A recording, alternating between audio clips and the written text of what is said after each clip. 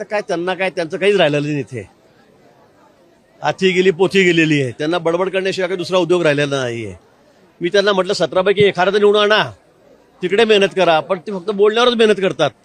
काय बोलू काय नाही ते अक्षरशः मैदानात या, ग्राउंडवर या, लोकांमध्ये जा.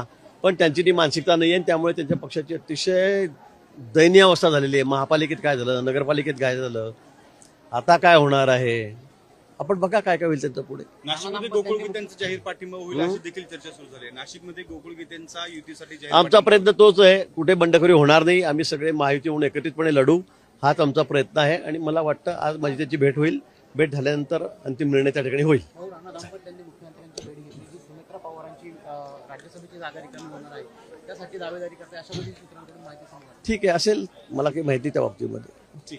कोणाची इच्छा असू शकते का. जळगावमध्ये देखील उष्णतावी निवडणूक केली आहे.